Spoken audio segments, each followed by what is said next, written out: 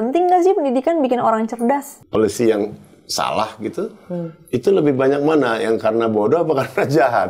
Nah, di dalam konteks debat kebijakan, aku pikir juga ada banyak masalah di sini gitu. Misalnya kayak contoh, waktu kemarin kan negara kayak kekurangan anggaran gitu kan. Terus jadinya mau naikin pajak kan. Harusnya kalau lo butuh dana lebih, pemerintah butuh dana lebih, yang pertama dilakuin penghematan dulu. Bukan narikin duit lebih banyak dulu dari masyarakat. Contoh penghematan yang harusnya dilakuin kan misalnya fasilitas pejabat yang terlalu mahal ya. Contohnya kendaraan terlalu mahal segala macam. Nah, banyak netizen kayak, iya emang pemerintah kita goblok sih gitu. Masa bukannya penghematan dulu? Nah, itu bukan bodoh gitu. Ya justru dia nggak bodoh dong, ngerti nggak? Justru dia pintar ya. Justru dia pintar dan jahat.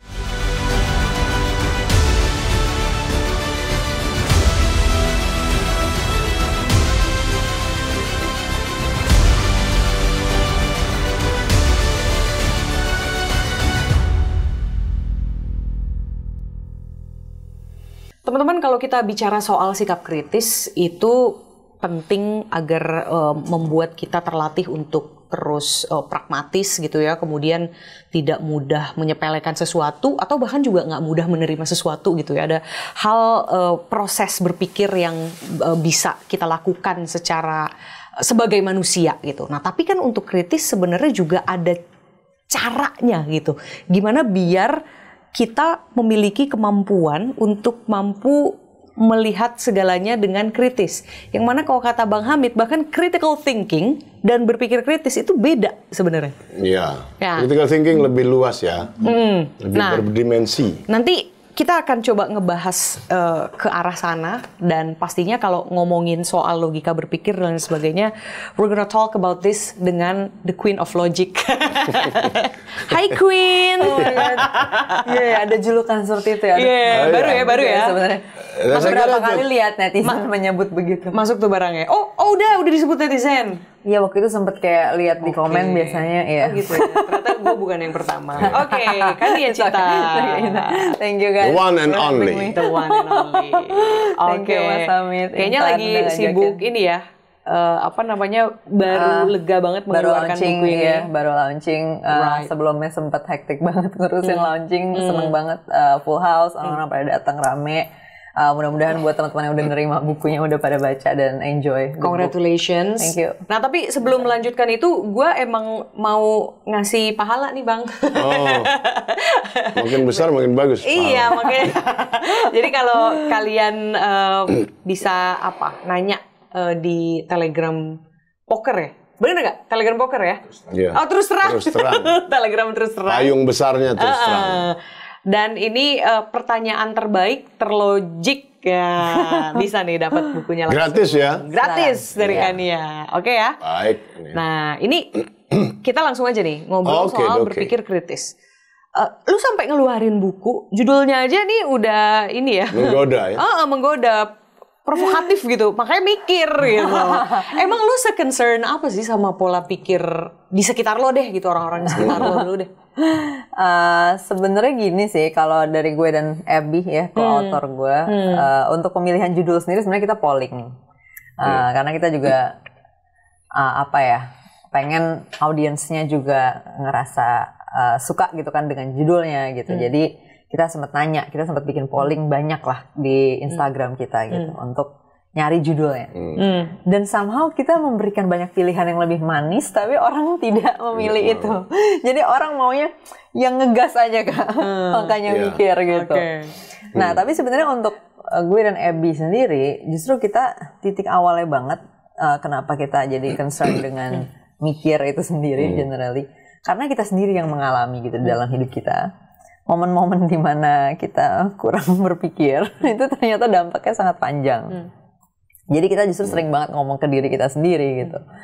Makanya mikir gitu loh, kayak gitu ke diri gue sendiri gitu dalam hati gue. Jadi suara batin lo juga sebenarnya. Iya, jadi hashtag self reminder tapi bentuknya buku. Nah, tapi kita mikir kayaknya mungkin banyak orang juga ngalamin itu, dan bahkan kalau bisa sebelum mereka ngalamin itu kita bantu dengan ngasih tools gitu, karena kita ngelihat sometimes ada hal-hal yang bentuknya, maksudnya nanti hasilnya impactnya merugikan, sebenarnya sangat bisa dicegah, sangat bisa dihindari, sangat bisa dicegah sesimpel dengan mikir aja sih sebelum melakukan itu gitu. Jadi mungkin it takes only kayak a minute or two actually gitu in a lot of cases gitu ya untuk mencegah kerugian tersebut. Cuman kadang-kadang kita nggak ngerasa mikir itu penting gitu. Kadang-kadang ya mungkin kayak secara natural mungkin atau gimana habitnya tuh nggak mikir gitu. Kalau di personal story itu ada titik di mana lo kayak geleng-geleng kepala nggak sih? Sampai kemudian lo rasanya mau teriak, makanya mikir gitu. Gue sama Abby tuh sampai bikin mini booklet di luar dari buku ini, judulnya 10 kebodohan Abigail dan Kania. 10 momen bodoh Abigail dan Kania, di mana kita ngedokumentasiin ini sebenarnya cerita kebodohan. Di mana 5 diantaranya dari aku dan 5 diantaranya dari Abby. Dan itu tapi cuma didapetin sama yang PO doang. Jadi yang pre-order dapat. Mas Hamid dapat. Berarti ini boleh diceritain sedikit nggak? Atau iya itu ini eksklusif buat yang PO nih? Eksklusif buat yang PO. Itu super duper confidential. Tapi intinya di banyak cerita kayak kadang-kadang itu sih kita undermine seberapa pentingnya itu harusnya dipikir dulu gitu. Terus kita kayak ngerasa enggak ini bisa nih go with the flow aja. Terus habis itu chaos di belakang gitu. Kita mendokumentasikan situ beberapa hal yang kayak sebenarnya what gitu, kenapa lu bisa sebodoh ini gitu kan. Dan ya mudah-mudahan bisa menginspirasi yang baca buat kayak jadi lebih ngerti the importance of thinking. Iya, thinking and taking your time to think gitu sebenarnya. Berarti bisa nggak gue simpulkan, logis nggak simpulan gue kalau lu orang yang benar-benar 100% logika dan there's no belief in you. So 100% logic, science, data gitu. Nah, I think it's wrong to say that gitu ya. Karena obviously nggak semua hal itu di ranah itu anyway gitu. Maksudnya gimana? Misalnya kayak gini ya. Kalau gue nanya apa sih yang lu butuh dari kuliah misalnya gitu. Science and logic cannot answer that gitu. Karena it's more like what you feel about it. Gitu. Kayak lu apa yang bikin lo happy gitu kan? Kayak is it social pressure dan sebagainya. Iya, apakah lo tipe orang yang butuh social status misalnya? Maka lo akan memilih kuliah berdasarkan prestisnya dan lain sebagainya. Which it's okay, I mean it's your preference gitu kan. Tapi mungkin ada orang lain yang kayak gue prefer kuliah yang santai di mana gue bisa main terus tiap hari misalnya kayak gitu. So hang out dengan teman-teman itu matters buat dia. Tapi mungkin buat orang lain kan enggak gitu kan. Ya dia akan memilih kuliah yang tadi lebih santai, tugasnya dikit dan lain sebagainya. Hal ini nggak bisa dijawab oleh science dan logic gitu. Karena hal ini adalah a matter of preference yang perlu lo jawab dengan feeling lo sendiri sebenarnya gitu. Oke, dan feeling itu berbeda dengan belief ya? Beda. Nah kalau belief it's more like gue ngerasa lebih kayak apakah lo menerima suatu klaim itu benar ya. Nah kalau itu mungkin gue bisa bilang gue memang ngelihat suatu klaim itu benar kalau ada basis pembuktiannya sih gitu. Nah kalau misalnya nggak ada basis pembuktiannya, I wouldn't say it's false juga, but I don't know gitu. I would say I don't know if it's true gitu. Misalnya kayak mungkin ada teman-teman gue yang suka nanya kayak what do you kayak gimana sikap lo dengan misalnya astrologi gitu ya, atau zodiak gitu. Gimana dengan apakah orang yang bikin itu zaman dulu mungkin sebenarnya mengobservasi sesuatu. Mereka kadang bilang gitu kan, mungkin nggak totally dari out of nothing gitu. Tapi misalnya mungkin mereka mengobservasi suatu pattern ya atau apa sehingga mereka membuat itu, which can be observable sebenarnya kan berarti. Jadi sebenarnya kita bisa mungkin falsifikasi itu dan menguji itu. Jadi bisa aja itu sebenarnya bukan yang total nonsense gitu, tapi sebenarnya kalau kita telusurin bisa jadi ada kebenaran situ. Misalnya ada yang bilang gitu kan. Nah, I would say misalnya aku belum benar-benar nelusurin itu, which so belum dapat evidence-nya atau apa itu, I would say I don't know gitu. So I'm not using that tool sebagai basis untuk membaca realitas dan bikin keputusan dan judgment karena I don't know gitu. Ini sikap ilmiah namanya. Sikap ilmiah itu sederhana sebetulnya. Jangan dianggap terus sok ilmiah kayaknya sesuatu yang enggak. Ilmiah salah satu sikapnya begini nih. Kalau kau tahu bilang tahu, enggak ya bilang enggak. Sesimpel itu. Nah sekarang kalau kita lihat, misalnya para penceramah agama gitu ya, para ini karena dianggap terlanjur maha tahu, ngerti semua. Sehingga setiap pertanyaan dia jawab, walaupun kemudian terbukti jawabannya ngawur. Karena dia nggak punya sikap ilmiah. Karena dia dianggap orang pinter, maka setiap pertanyaan harus dia jawab. Ini sangat menyesatkan. Nah, yang paling baik itu ya sikap ilmiah sebetulnya. Kan simpel jadinya, hidup juga jadi lagi lebih simpel. Pola hubungan jadi simpel kan? Karena kita kalau tahu bilang tahu, enggak bilang enggak. Begitu aja. Next time mungkin setelah kita tahu kita jawab. Ya, atau aku misalnya aku punya dugaan ya aku bilang dugaan. Dugaan. Gue gitu. menduga mungkin gini, kategorinya tapi harus jelas. Ini saya duga, ini saya nyeritain fakta, tapi yang ini dugaan saya ya dicampur nggak apa-apa, tapi dipisah gitu. Dalam menceritakannya jadi satu. Tapi dalam kategorisasinya ditegaskan. Begitu sikap ilmiah itu. Nah itu apakah tools yang kemudian menjadi isi dari buku lo itu?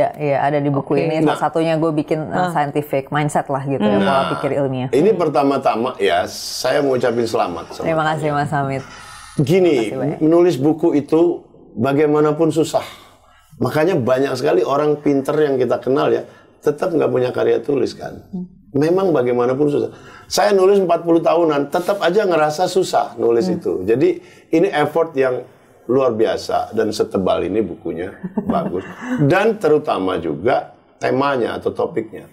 Ini menurut saya penting sekali dan jarang sekali orang menyentuh. Padahal kebutuhan realnya besar sekali. Nah, saya senang sekali sama Kania dan berterima kasih juga. Mudah-mudahan buku semacam ini diperbanyak, mudah-mudahan ada. Ini kita anggap studi rintisan lah gitu ya. Mudah-mudahan ada epigonnya yang ikut makin banyak, makin bagus. Nah, tadi disebut-sebut soal berpikir, bahwa orang nggak berpikir kebanyakan dan sebagainya, dan dampaknya bisa jauh sekali. Kebanyakan orang memang nggak berpikir kan ya, karena berpikir itu sulit. Makanya orang lebih mudah menjudge. Menghakimi, menilai, karena berpikir itu sulit. Nah, karena itu berpikir bukan asal berpikir ya, berpikir juga butuh alat. Gitu. Alatnya itu logika, matematik, gitu ya. Itu alat berpikir sebetulnya. Nah, kalau orang berpikir blank mind aja, nggak, pokoknya hanya dia percaya dia bisa mikir hanya karena punya otak. Itu salah itu, nggak bener tuh. Semua orang punya otak sebetulnya, tapi tidak semua orang bisa mikir kan. Itu karena untuk berpikir pun dibutuhkan alat. Kan, tapi gue mau challenge, it's either gue nggak tahu, gue men-challenge diri gue sendiri mungkin, atau gue men-challenge lu juga gitu ya. Gue mau menyamakan logikanya dulu, karena gini, sometimes apalagi kita berada di East Society gitu ya, yang beliefs tuh memang masih mendominasi juga gitu. Kalau itu kayaknya bukan soal istri. Lanjut dulu. Oke. Ya, let's say kita di Indonesia lah gitu ya. Negara kita kental dengan agama gitu kan misalnya. Dan kalau kita ngomongin agama, ya itu ada hubungannya juga dengan faith gitu kan. Nggak semuanya tentang logika gitu. Nah, bagaimana kemudian lo mengajarkan orang untuk berpikir dengan logika gitu yang benar, kalau kemudian ada intervensi faith yang memang ya lu harus percaya agama is all about faith gitu. Ya walaupun lu nggak, istilahnya lu nggak witnessing your prophet gitu ya, gitu kan misalnya gitu. Tapi ya itu udah embedded ya, it's all about diri. Believing it gitu kan gitu. Nah, gimana kemudian proses logika ini bisa 100%? Pertama gini ya, gue kan dengan apa yang gue sampaikan, gue juga nggak, I can't actually tell people how to live their life juga gitu ya. Jadi itu penting tuh, itu penting sih emang. Iya, jadi gue juga ntar lo di-judge lagi ya, gue berkali-kali juga bilang gitu ya, it's a reference menurut gue. It's a choice. Iya, it's a healthy way of doing it. Tapi kan pada akhirnya adalah kebebasan sipil ya untuk orang memilih jalan hidup dan jalan berpikirnya seperti apa. Kalau gue biasanya kalau dari buku ini pun dan apa yang gue sampaikan di mana-mana, sebenarnya justru itu gue balikin lagi sebenarnya ke orang yang dengar gitu ya, ke audiens, kayak kalau misalnya kayak gini, would you use it di pengadilan misalnya? Boleh nggak gue sebagai hakim bilang misalnya, oh si A pembunuhnya, kalau dari mana kan? Because I believe so. Should I use it there? Should I use it dalam public policy misalnya? Boleh nggak gue sebagai gubernur bilang, gue mau runtuhin nih GBK sekarang. Kenapa? Karena penyebab banjir. Tahu dari mana? Menurut keyakinan saya, I believe so. Kan banjir. Iya. Kalau gue pertanyaannya akan gue balikin sebenarnya ke orang. I'm not gonna tell you how to live your life again, ya kan. Tapi poin gue dari berpikir sebenarnya itu justru kayak lu uji aja tools berpikirnya ke dalam realitas kan sebenarnya gitu, ke dalam decision making gitu. Would it give you the outcomes yang bagus? Would it give you the outcomes yang sehat, yang akan membuat quality of life lo oke misalnya? Dan itu kan sangat mudah untuk diuji sebenarnya. Karena ada banyak presiden ya. Di negara lain misalnya, kan ada banyak presiden gitu. Iya, yang bisa direfleksikan sendiri. Dan again, kalau ujungnya, kesimpulan gue kan menurut gue ini bagus, ini bagus, ya udah, it's your own. Justru itu poinnya, kebebasan, kemerdekaan berpikir. Iya, independensi dalam berpikir. Tapi kan ya, it's important. Kamu khawatir nggak? Itu kelihatannya relativistik jadi semuanya. Kamu nggak khawatir bahwa itu membuat tiap hal itu nggak ada yang pasti. Semua serba relatif. Iya, sangat-sangat. Apalagi kalau kamu ngomong misalnya kebijakan publik ya. Lalu kalau semua diserahkan pada selera atau apa masing-masing. Lalu yang mana yang bisa kita jadikan referensi untuk hidup bersama? Oke, tadi ini pertanyaan penting sih. Mungkin aku juga harus mengklarifikasi sedikit. Jadi gini, aku bisa punya stance aku, right? Oke, let's say pejabat publik. Iya. Kania sebagai pejabat publik gitu ya. Nah itu dia, kalau Kania sebagai pejabat publik, maka Kania akan pakai pola pikir scientific, rational mindset yang udah saya jabarkan juga di buku ini, right? Tapi kan balik lagi, jadi kondisi relativistik atau kondisi bahwa orang-orang bisa beda-beda itu kan bukan kemauan dari Kania gitu ya, bukan not even a choice. Maksudnya itu fakta sosial. Iya, it's just a state of nature yang kita live there gitu. Jadi itu kayak it's as natural as kayak gravity gitu. Mungkin kita sebenarnya nggak mau. Kalau bisa nggak ada gravitasi, itu mungkin lebih bagus misalnya gitu ya. Tapi ya it's a state of nature yang kita nggak bisa milih itu, dan kita udah kecemplung aja di realitas yang ada aturan mainnya seperti itu. Bahwa kenyataannya ya orang-orang memang bisa beda-beda nilainya segala macam, dan justru itu yang bisa aku lakuin at most adalah aku punya stance, aku punya sikap bahwa mestinya berpikir yang sehat kira-kira seperti ini, yang aku tahu sepemahaman aku sejauh ini, of course open for correction and future improvement gitu ya. Tapi sejauh yang aku pahami kayaknya jauh lebih bagus ini ya gitu so far gitu, dan buktinya udah banyak lah gitu. Kenyataannya kita bikin hampir semua teknologi yang kita pakai basisnya ini kok. Itu, ya. Artinya dengan cara berpikir lo itu lo jauh dari kata judgment atau no judgment at all ke orang lain gitu ya. Judgment dilakukan setelah mikir gitu kan. Ya kita bisa make judgment tetap, misalnya kayak let's say gue kerja sama orang terus ada pattern dia behaviornya kayak gini ya kan. Ternyata itu kan bisa dijudge. Iya, itu bisa dijudge. Kita bisa membuat judgment bahwa ternyata berarti orang ini begini gitu. Jadi bahkan again kata-kata bahwa kita nggak boleh judgmental. Itu kadang-kadang juga datang dari tidak mikir gitu.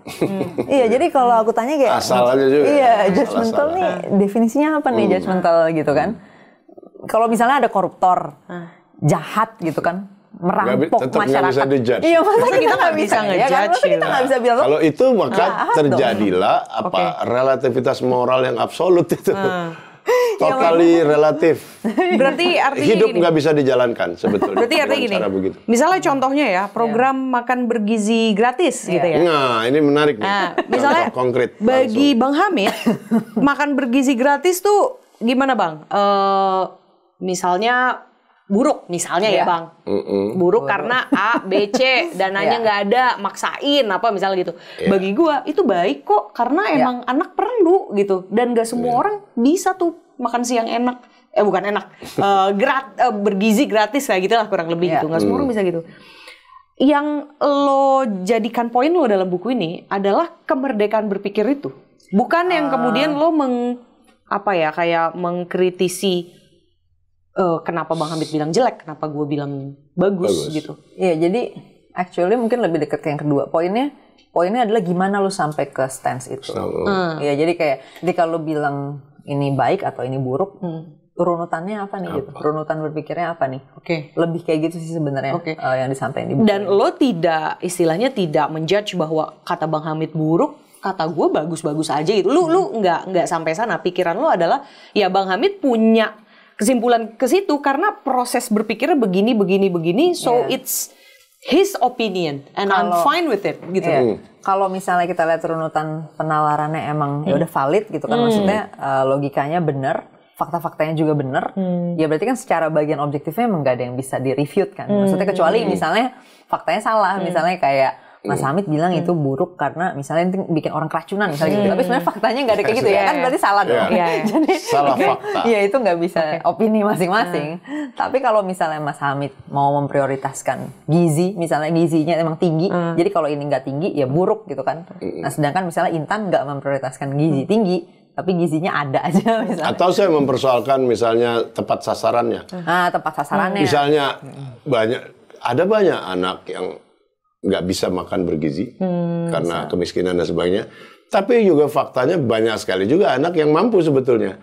Mungkin dan dapat itu juga gitu ya. Mungkin nggak pemerintah bikin prioritas yang tajam gitu. Bisa. Nah, misalnya gitu. Sebab itu terjadi sering sekali di dalam pemerintah, di dalam satu negara. Salah satu yang paling terkenal sebenarnya yang udah dulu sering didebatin subsidi BBM. Iya, subsidi BBM dan subsidi uang kuliah. Uang kuliah ya. Dulu misalnya ya, Fakultas Ekonomi UI, tapi ini semua terjadi di Universitas Negeri. Ya.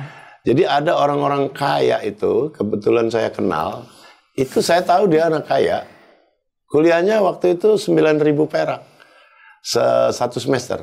Dia datang ke kuliahnya bawa mobil. Dia bilang, gue mau bayar lebih. Gak enak juga, karena gue cukup mampu, tapi sistemnya udah begini gitu. Artinya di situ pemerintah, negara, itu tidak bikin prioritas yang tajam. Kan males jadinya, kan lebih gampang untuk istilahnya gebiah-uyah aja. Udah dibikin rata aja. Padahal dengan pemerataan itu terjadi ketidakadilan yang luar biasa. Dan ketimpangan ya. Iya, luar biasa ketidakadilannya. Karena jadinya yang lebih malah kita lebihin lagi. Kita lebihin lagi, kita menyubsidi orang kaya. Apa di situ adil atau bermoral? Nah, saya rasa negara itu sering begitu tuh, karena salah satu sebabnya kemalasan birokrasi kan. Kan malas itu mendata satu-satu.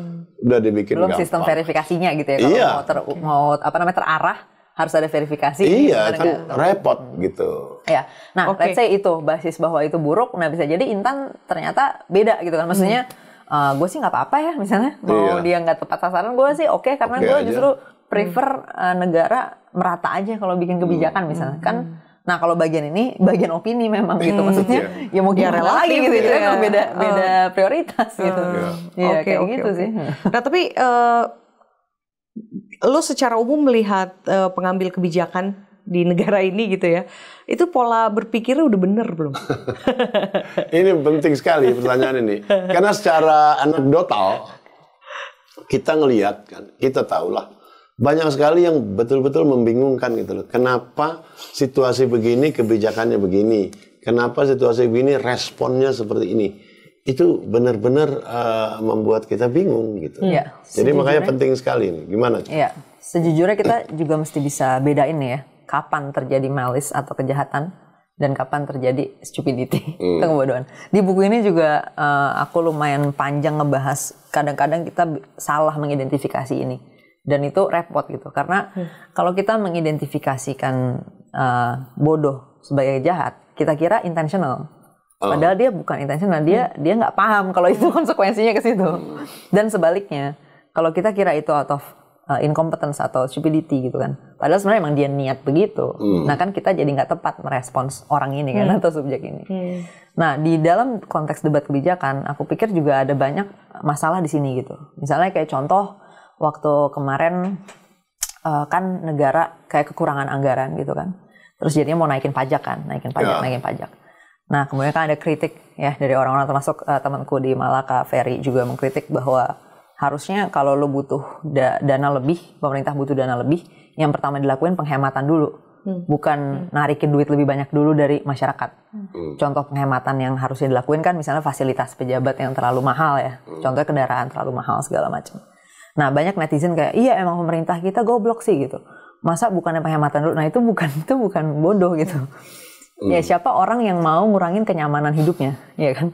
Ya justru dia nggak bodoh dong, ngerti nggak? Justru dia pintar ya. Justru dia pintar dan jahat gitu loh. Dia jahat, dia bukan bodoh, dia bukan nggak ngerti bahwa jelas sekali dengan sengaja ya. Iya, dia mempertahankan Dia bukan nggak ngerti bahwa itu bisa dihemat. Dia pasti tahu itu bisa dihemat. Dia pasti tahu dia bisa beli mobil yang lebih murah, ya kan. Tapi dia jahat. Dia nggak mau. Gue nggak mau ngorbanin kenyamanan gue. Gue maunya gue ngorbanin kelas menengah biar jadi miskin. Yang miskin biar tetap miskin dengan tombokan pajak yang makin banyak gitu kan. Nah, itu kejahatan gitu loh. Tapi ada banyak hal lain, mungkin bukan datang dari kejahatan gitu. Karena kebodohan saja. Iya, kayak contohnya misalnya aku berapa kali, mungkin aku nggak bisa sebutin exactly kebijakannya karena ini pembicaraan privat ya kan. Tapi beberapa kali aku bicara dengan beberapa policy makers tentang suatu kebijakan yang agak teknis gitu kan. Aku tanya kenapa ini begini dan ternyata mereka emang nggak ngerti bahwa ini kalau kayak gini konsekuensinya gini. Gitu. Nah itu kebodohan. Mereka bukan dengan sengaja mau merugikan publik gitu, yang hasilnya jadinya publik rugi gitu. Dia nggak ngerti kalau ternyata sistem seperti itu bisa menghasilkan itu gitu. Jadi mikirnya kurang panjang gitu. Kalau kita bikin neraca, kira-kira lebih banyak mana ya? Policy yang karena kualitas intelektualitas atau kebodohannya, jadi policy yang salah gitu, itu lebih banyak mana yang karena bodoh apa karena jahat? Ini harus diriset. Ya. Memang harus diriset, tapi memang dugaan aku ya, quick answer gitu ya, hipotesis, kebanyakan bodoh. Karena bodoh dibanding jahat ya. Kayak dan kerugiannya juga jauh lebih besar aku rasa ya. Gitu. Oke, kerugiannya jauh lebih besar berkat kebodohan daripada berkat kejahatan gitu. Oke, misalnya sekarang rantai aturan. Ya kita dari dulu mencurigai betul itu kejahatan. Bukan. Jadi itu kebodohan. Izin misalnya. Tebakan gue ya. Izin. Kalau kamu investasi ya. Itu sekian tahun lalu Bank Dunia sudah meneliti itu betul 58 hari. Secara rata-rata ya. Dalam kenyataannya ada yang 7 bulan, ada yang gitulah. Tapi secara rata-rata atau yang minimum 58 hari. Kenapa? Untuk mendapatkan izin. Izinnya sendiri diperinci. 1, izin prinsip, izin ini, izin operasional, izin. Begitu banyak instansi yang terlibat di dalam satu percobaan upaya bisnis sehingga telat gitu misalnya baru 3 tahun lagi. Karena itu investasi sedikit sekali yang masuk selama sekian lama. Nah karena rantainya dibikin panjang itu kira sekian meja itu ada mudah sekali di riset. Misalnya ada yang nyebut sampai 140 meja gitu.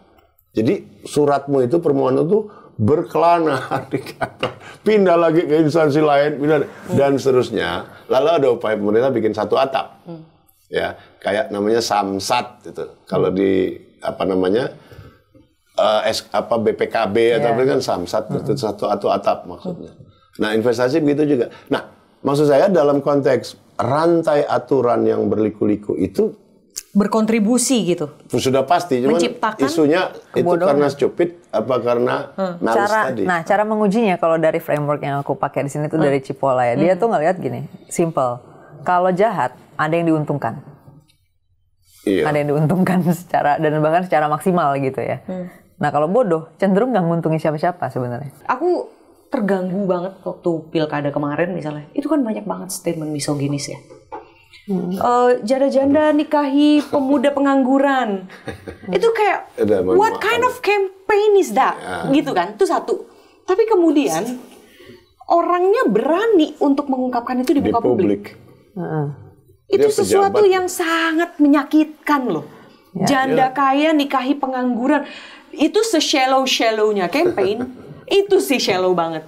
Yang kedua, perempuan jangan jadi kepala daerah ya, kalau nggak salah itu Dimyati itu, Banten, ngomong gitu kan. Jangan jadi pemimpin itu berat, kasih aja laki-laki. Dan itu waktu kampanye pokoknya artinya kan kok, tapi mereka berani mengungkapkan itu. Ini asumsi gue ya, melihat pola itu gitu. Jadinya karena mereka sadar masyarakatnya mungkin masih oke-oke saja dengan cara kampanye seperti itu, maka mereka berani gitu. Untuk mendulang suara gitu kan. Artinya mereka mendapatkan keuntungan dong dari situ, berharap mendapatkan keuntungan gitu. Keuntungan politik ya. Iya, for me for me ya jadinya kayak gitu, nih asumsi gue ya gitu.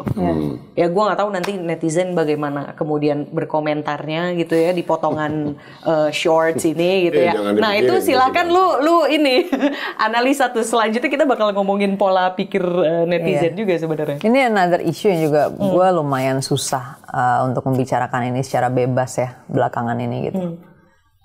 Justru kalau misalnya orang-orang udah pada mengadopsi apa yang gue ajarin, mungkin statement itu justru semakin tidak menjadi masalah gitu.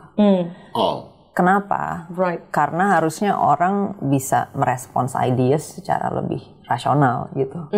Maksudnya misalnya ada orang membuat gagasan seperti tadi ya kan. Ya tinggal di breakdown aja dia goalnya apa nih, bener nggak sih itu bisa mencapai itu ya kan. Misalnya emang kalau misalnya yang janda itu menikahi yang pengangguran, what is the problem yang we're trying to solve? Dan kalau misalnya ternyata yang janda-janda ini mau gitu kan, misalnya mereka juga mau anyway. So what? Iya, where's the problem gitu kan? Justru kita bisa bertanya begitu dong, gitu kan? Justru menyimpulkan bahwa ini pasti no nih tanpa ada thought process, that's exactly yang direspons oleh buku ini, right? Harusnya kan apapun yang menjadi input ke dalam diri kita, we need to pause to think dulu kan sebelum kita nyampe ke kesimpulan whether this is a big no. Dan menurut aku 10 tahun belakangan we are in a culture di mana itu nggak ada gitu loh. Di mana kita udah terbiasa banget dengan ada statement-statement yang pasti no nih, nggak boleh disampein gitu. Atau stance yang udah pasti salah. Padahal kalau aku tanya orang yang bilang salah itu, coba breakdown salahnya di mana? Nggak bisa. Nggak tahu. Yeah. We know lah all these issues, right? Maksudnya banyak, bukan cuma di isu gender, tapi juga isu yang ya kita tahu yang cukup besar di Indonesia gitu kan, tentang ya mungkin orang okupasi, penjajahan segala macam. Of course itu bukan dilakukan di depan, maksudnya ketika kita lagi menghadapi orang yang menjadi korban atau apa ya dari suatu tragedi gitu ya. Bukan gitu, bukan kita datang ke tempat lagi ada masalah terus kita critical thinking gitu ya, itu stupid juga kayak gitu ya, bukan kayak gitu. Maksudnya ya we also need to have awareness soal konteks ya kan. Ya kalau kita lagi ngadepin dia, kita pasti fokusin ke gimana kita menolong orang. Tapi kalau kita lagi bicara pada level gagasan, apakah ini gagasan yang perlu didukung atau enggak, ya justru kita harus mikir dulu ini salahnya di mana, kenapa salah, kenapa harus ditolak, kenapa enggak harus ditolak, di konteks mana mungkin gagasan ini bisa works atau enggak, misalnya gitu. Kayak contoh lah, misalnya ada statement harusnya perempuan nggak usah jadi kepala daerah. Oke, please break down to me gitu kan. Iya, argumennya apa nih? Because mungkin aja actually make sense misalnya buat kita, maksudnya gitu. Let's say aku pengen daerah aku misalnya, let's say aku pengen daerah aku orang-orangnya lebih sehat misalnya gitu ya. Dan ternyata ada data yang menunjukkan bahwa orang-orang jadi lebih sehat kalau besarnya itu dipegang sama ibunya, ibu kandungnya misalnya gitu, dibanding sama neni mungkin atau sama bapak kandung misalnya gitu. Karena ternyata ada perbedaan gender di dalam kesehatan anak misalnya, kan we don't know gitu. Ternyata dari breakdown datanya ternyata kayak gini. Ya mungkin I would suggest cewek-cewek mendingan ngurusin anak-anaknya aja kalau aku maunya gitu. Daripada jadi pemimpin politik. Gitu. Daripada jadi pemimpin, kalau kita maunya gitu, right? Jadi big if nih, maksudnya kalau tujuannya itu, ya kan? Tapi kalau misalnya enggak kan, gue nggak apa-apa, orang nggak usah terlalu sehat-sehat banget misalnya. Tapi cewek-cewek mesti ada dong di ruang politik karena kebijakan butuh representasi suara mereka nih gini. Ya oke gitu kan. Tapi kayak my point adalah exactly, we need to know. Semua harus diproses. Iya, maksudnya kenapa kita setuju atau nggak setuju dengan sesuatu. Itu that's interesting banget sih. Gue nggak berpikir ke arah sana. Yang gue pikirkan adalah gue nggak tahu apakah berarti gue belum memiliki tools berpikir itu. Tapi gini, yang gue pikirkan memang ya dari sisi feminisme ya. Karena gue sebagai perempuan itu sangat terasa gimana ruang politik gue atau ruang berkembang gue dibatasi. Itu terbatas dibandingkan laki-laki gitu. Dan di lingkup keluarga digenderisasi lah ya, nyuci perempuan, kerja laki-laki misalnya kayak gitu. Akhirnya kemudian itu terakumulasi menjadi sebuah kemuakan sosial misalnya gitu ya, pandangan gua gitu. Bahwa itu salah banget deh kalau lu ngomong perempuan jangan dikasih ya kayak gitu kesempatan, itu kan it implies that way ya gitu. Jadi gua bicara rights gitu. Nah itu gimana? Di buku ini tuh ada satu bab terakhir, nama babnya kecerdasan sosial. tadi aku juga sempat kayak sedikit menyinggung disclaimer soal konteks ya. Of course argumen itu tidak berdiri di ruang hampa gitu. Maksudnya tadi aku bilang, gue juga nggak selalu mengambil stance begini secara netral, secara objektif di semua hal, karena kita harus lihat konteksnya nih gitu kan. Ini kita lagi ngomong ke siapa dalam konteks apa gitu.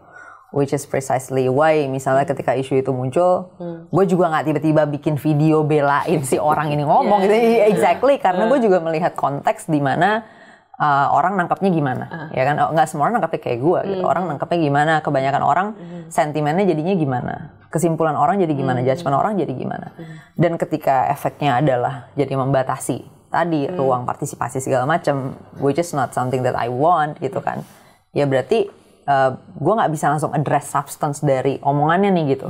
Tapi persepsi orang dari term-term ini itu belum netral gitu, maksudnya nggak netral nih, jadi sudah ada sentimen dan sikap yang melekat dengan itu, ya? Iya, sehingga ketika itu, iya, ketika itu dipromot, ini sama aja mempromot ini, jadi ada attachmentnya gitu loh yang banyak ini. Nah dengan begitu, gue akan melihat konteks itu sebelum gue menyetujui atau menolak suatu sikap atau statement kayak gitu. Nah buat gue itu kenapa bab 7 ini jadi matters juga di sini ya. Karena dari awal kan gue bicara tools dalam membaca realitas apa adanya. Ya, bicara membaca fakta gimana, menalar fakta-fakta yang ada dengan logika gimana, menghitung cost benefit dari suatu pilihan gimana. Nah, tapi gue mau bilang bahwa mungkin gue bisa, kalau dari pengalaman gue sendiri, most cases itu bagian persepsi itu sangat-sangat signifikan pengaruhnya gitu dibanding fakta itu sendiri. Iya. Nah, jadi penting untuk kita punya empati dalam artian pemahaman terhadap orang lain. Jadi gue bukan mengartikan empati seperti simpati ya. Empati bukan lu kasihan sama orang, atau lu menolong orang, atau lu mendukung kelompok yang marginal. Tapi empati, menempatkan diri lu di posisi orang itu. Memahami sudut pandang orang itu lebih tepatnya. Iya, jadi lu mesti memahami sudut pandang orang lain. Tidak harus setuju, tidak harus setuju. Urusan lain ya. Urusan lain. Kedua. Lu mesti paham gitu. Kayak misalnya gue sering ngelihat ketika orang bicara soal hate ya, soal kebencian misalnya. Tapi ketika gue dalami isunya, gue ngelihat dari sudut pandang orang ini, dia tuh bukan lagi membenci kelompok ini. Dia tuh justru sangat-sangat... Ada sesuatu yang berbeda ya? Ada sesuatu yang berbeda. Dia punya pemahaman tentang dunia yang berbeda nih dengan si kelompok lain ini. Nah, dia ngelihat kelompok yang lagi dibilang dibenci ini, justru dengan care bahwa gue harus selamatin dia nih gitu. Karena dia sebenarnya lagi di dalam bahaya nih dengan dia ngelakuin ini gitu. Misalnya kayak orang yang percaya bahwa let's say anaknya itu lagi terjebak dalam suatu kesesatan. Dia believe anaknya itu berada di dalam kesesatan. Ketika dia berusaha menolong anak itu, dia bukan datang dari hate gitu terhadap si kesesatan ini gitu.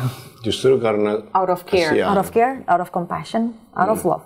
Jadi sangat-sangat berbeda nih dengan yang misalnya ada hal lain, ada sudut pandang lain yang lihatnya dengan benci misalnya. Itu two different things gitu. Nah, ketika kita salah memahami persepsi ini, tadi akhirnya konteks itu akan ngaco tuh di dalam interaksi. Oke, wait. Berarti artinya dengan gue emosi mendengar statement misoginis seperti itu, apakah menurut lo cara berpikir gue berbeda dari cara beremosi itu bukan cara gimana itu cara beremosi. Nah itu gue juga sempat bilang di awal. So it was emotional menurut lo? Lo berpikir maybe it was emotional. I think because actually lu sendiri yang bilang kan lu sendiri yang bilang lo emosi, right? So gue simpulin dari statement lo sendiri, bukan dari kesimpulan gue. Tapi tapi emosi gue kan datang dari cara berpikir gue nih ceritanya. Nah itu dia sebenarnya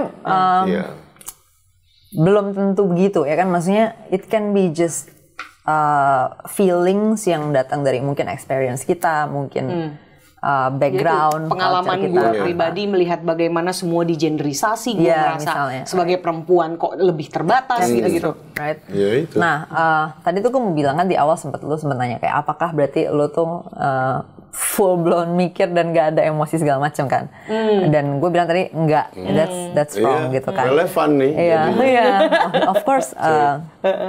Lo Justru gini, di banyak keputusan mungkin lu cukup dengan feeling atau intuisi aja gitu. Misalnya kayak lu nanya ke diri lu sendiri mau makan apa hari ini. Mungkin kayak lu nggak perlu kayak cost benefit gitu. Mungkin enggak ya kan. Nah, jadi kan gitu di momen kayak gitu kan you just use emotion, maksudnya kayak sesuai dengan yang lu rasain kayak gimana gitu kan.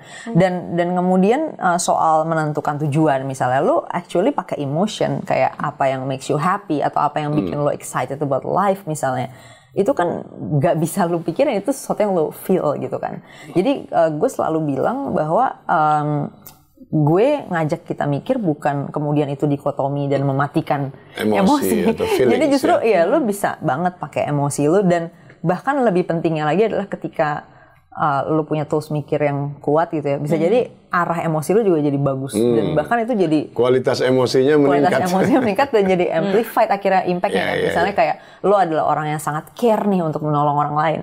Nah tapi lu bayangin ketika kemampuan mikir lu tuh rada-rada chaos gitu kan, cara lu nolong bukan nolong malah makin ngaco problemnya ya kan. Nah tapi kalau misalnya lu mikirnya mantep, emosinya dapet, lu compassionate ke orang lain, lu bisa nolong dengan sangat efektif, dan lu punya energi untuk nolongnya juga gitu. Jadi hasilnya lebih mendekati yang diharapkan gitu. Iya, jadi emosi nggak perlu dibuang atau dihapusin gara-gara lu belajar mikir. Nah, poinnya lebih kayak dievaluasi mungkin. Misalnya kayak, should I be angry about this gitu? Mungkin lu bisa bertanya kayak gitu. But again, gue juga nggak bisa bilang itu pasti salah ya kan? Karena kalau misalnya kan gue bisa menentukan misalnya gue nggak suka nih orang ngomong kayak gini, kan nggak apa-apa, nggak ada logika atau fakta yang dilanggar di situ. Pokoknya gue nggak demen aja. Iya, gue nggak demen aja, it's so okay. What, Iya kan, misalnya gue nggak suka aja nih film kayak gini misalnya, gue nggak suka lukisan kayak gini, itu kan nggak ada kenapa ya nggak suka aja. Nggak ada logika atau fakta yang dibantai, that's fine. Iya. That's fine. Iya.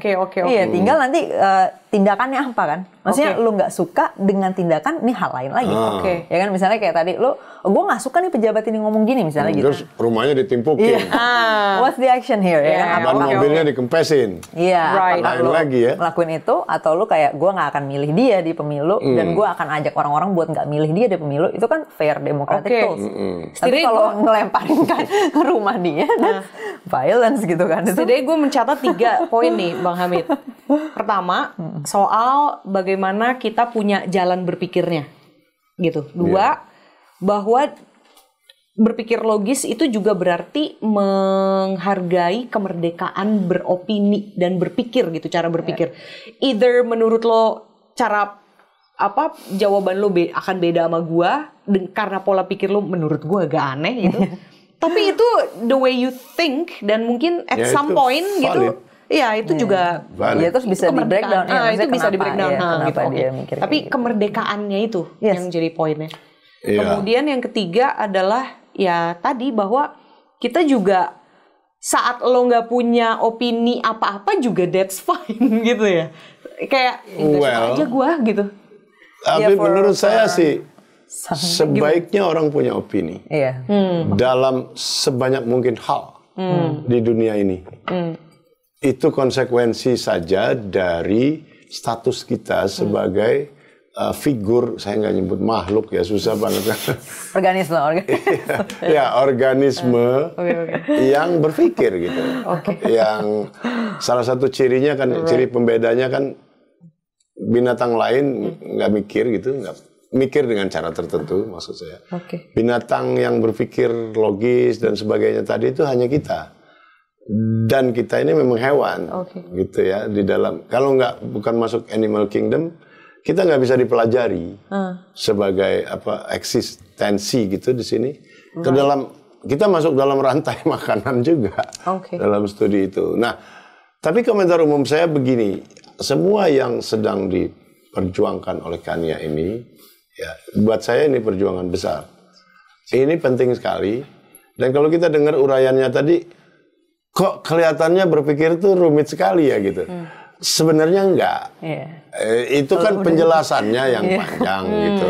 Sebenarnya udah dilatih. Nah, itu pentingnya. Begitu dilatih, kita hampir otomatis itu. Saya nggak nyebut insting lagi ya. Jadi kita harus hati-hati sekarang setelah neuroscience ini berkembang. Insting itu nggak ada. Insting itu istilah yang menggampangkan. Semuanya ada prosesnya. Proses kimiawi di dalam otak, dalam studi neuroscience dijelaskan itu.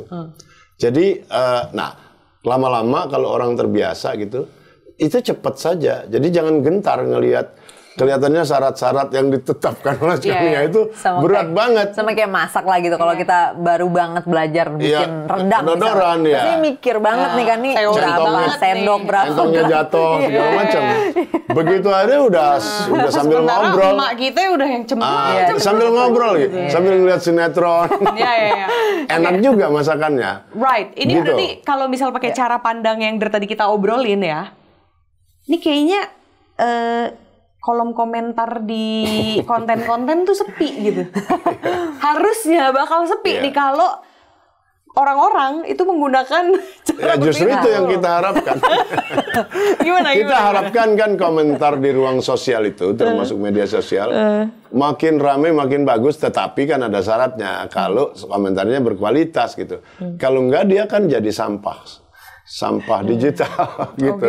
Yang nggak menyumbang apa-apa buat perbaikan kita sebagai individu maupun sebagai anggota masyarakat maupun sebagai let's say bangsa gitu kan. Nah, ruang sosial kita, medsos kita bukan di Indonesia aja sebetulnya. Di seluruh dunia ini karena gejala baru. Jadi orang lagi euforia. Semua yang terlintas di pikiran ditumpahin di situ tanpa mikir lagi logis apa enggak, ngaco apa enggak, nyinggung orang apa enggak. Kan itu yang sedang terjadi. Nah, jadi upaya-upaya karena itu kan nanti menertibkan ini sebetulnya. Tidak akan besok pagi langsung berubah semua. Kalau ini bisa membaik dalam 10 tahun ke depan, udah bagus. Ini berarti jadi gimana lama memang prosesnya. Menurut lo cara memperbaiki gitu society kita yang diramaikan pula dengan AI, dengan digital. Ya kan?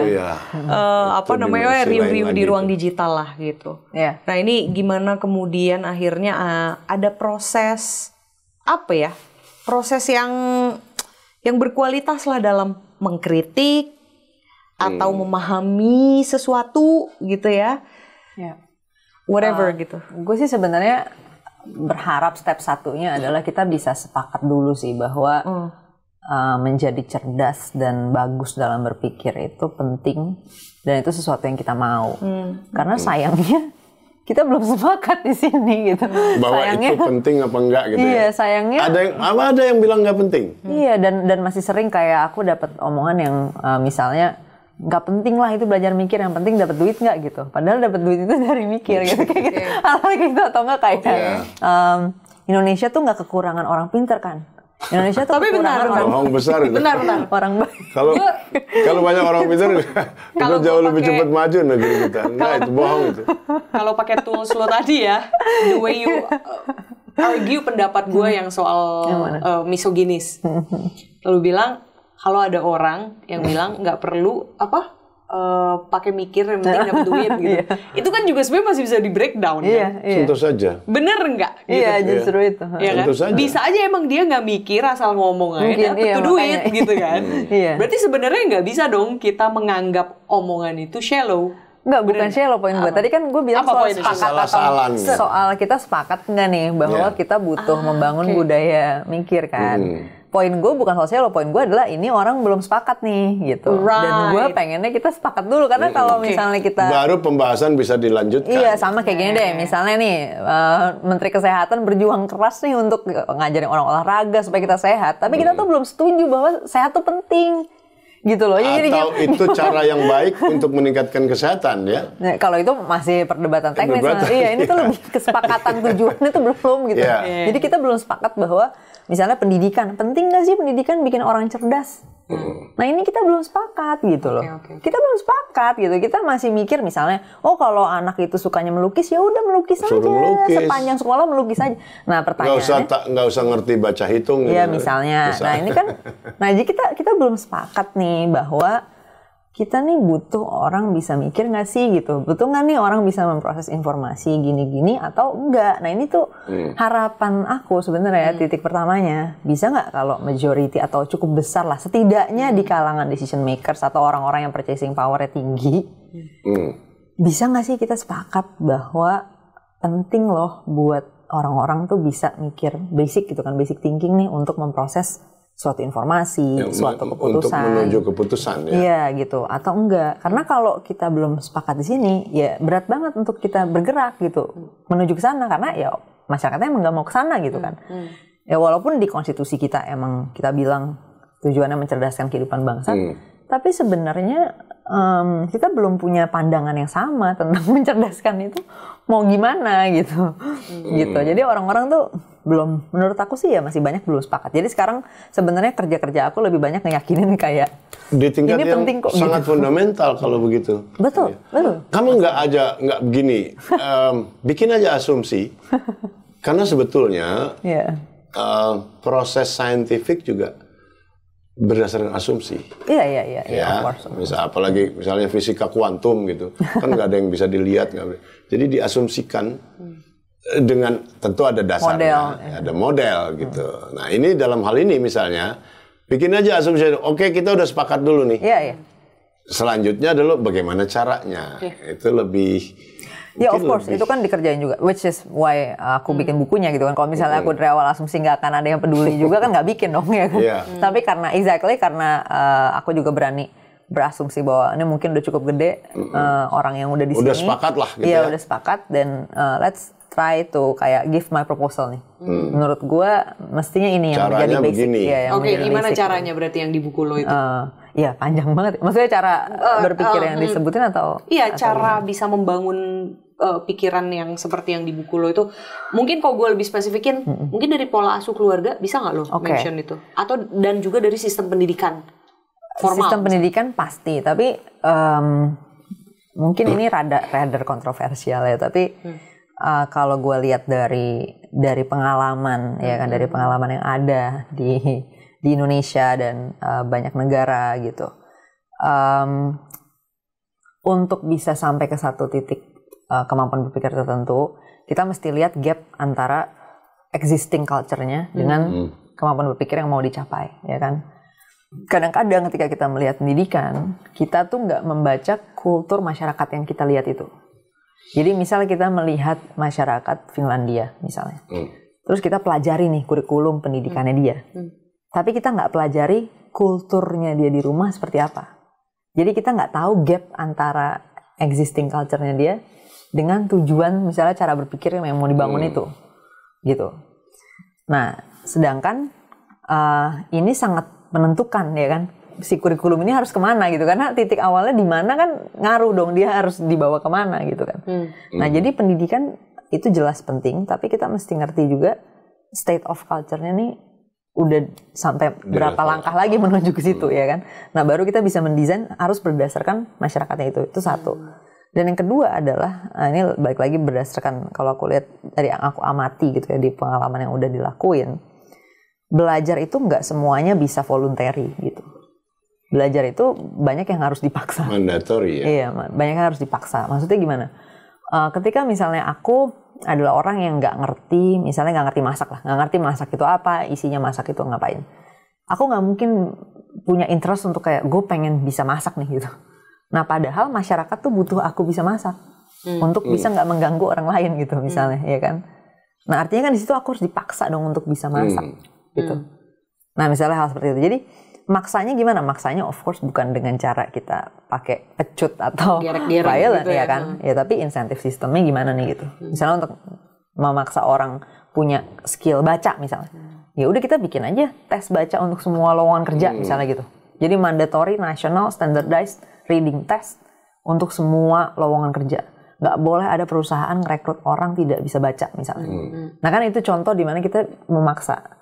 Nah tapi kan pemaksaan ini harus ditentukan dulu oleh kita mau universal skillnya apa. Ya kan? Makanya kita define dulu yang namanya mencerdaskan kehidupan bangsa ini, kita maunya masyarakat bisa apa nih? Apakah bisa baca, tulis, hitung cukup? Atau tadi bisa berpikir kritis? Bisa begini, bisa begini. Nah kalau buat aku, yang aku tulis di sini itu semuanya yang menurut aku adalah universal basic harusnya yang dimiliki semua orang gitu. Jadi kalau misalnya bentuk sistemnya ya harus masuk ke dalam tes terstandar di berbagai lapis ini gitu. Misalnya kayak tes CPNS mungkin, tes masuk kampus segala macam. Nah itu bentuk sistemnya. Jadi kalau ditanya caranya, culture mengedukasi gini-gini itu bagus, tapi I have to say juga, maksudnya I have to mengakomodasi juga bahwa kadang-kadang nggak bisa kalau nggak ada faktor sistemnya. Yang enforcement, yang sifatnya enforcement. Kalau hukum hampir 100% begitu kan. Iya ya. Jadi misalnya gini, dalam hukum itu ada yang disebut fiksi hukum. Yaitu kalau satu aturan sudah ditetapkan oleh negara, dalam hal ini pemerintah dan DPR, itu prosesnya jadilah undang-undang. Kalau kamu melanggarnya, kamu nggak bisa berdalih bahwa saya nggak tahu. Nggak boleh. Yang kayak disebut fiksi hukum. Jadi begitu undang-undang diundangkan, bukan disebut undang-undang ini diundangkan dalam lembaran negara nomor sekian, itu diasumsikan seluruh penduduk kita dari Sabang sampai mereka tahu. Walaupun faktanya nggak tahu. Hukum bekerja dengan cara begitu dalam soal penerapannya. Gitu. Dan nanti jadinya ke enforce dengan sendiri. Akhirnya dia mau nggak mau jadi harus tahu dong. Karena kemudian kalau itu nggak ada, maka yang terjadi ketidakadilan. Saya bisa melanggar dan dengan bilang nggak tahu, saya bebas. Orang lain yang tahu nggak tahu dihukum. Lebih baik bilang nggak tahu. Tapi kemudian gimana menciptakan sistem kalau dari awalnya juga belum sepakat gitu ya, apa yang mau dituju gitu? Ya itu perjuangan di politik dan policy making pasti ada. Tapi kalau buku ya itu perjuangan kultural lah. Jadi buat teman-teman yang udah sepakat ya kan, ya bantuin yuk. Ya sebenarnya saya kira asumsi itu asumsi filosofis saja itu. Itu ngomongin level filosofis ya. Karena kita asumsi aja, orang udah ngerti lah gitu. Fungsi pendidikan apa gitu. Oke, gila nih episode bikin gue self reflection lagi sih sebenarnya. Oke. Tapi nggak apa-apa, gue senang. Gue baru mendengar tadi bahwa pola pikir gue itu ter-challenge khususnya dari sisi yang itu. Anyway, thank you banget nih. Gimana caranya dapat buku ini nih? Gampang. Linktree/makanya mikir. Oke, sip. Di sosmed lo kali ya? Di sosmed gue bisa. Ini kayak rata-rata konco keramat juga followersnya doi juga. Saya udah pesen 2. Sampai udah pesen. Kalau bisa pesen langsung yang banyak dong buat perpus-perpus di daerah-daerah mungkin. Iya, bener, penting tuh. Ya. Bener ya. Ini harusnya sih dari remaja juga cocok kok. Maksudnya dari SMP gitu udah bisa. Iya. Oke lah, ini buat bedtime story anak gue juga nanti lo.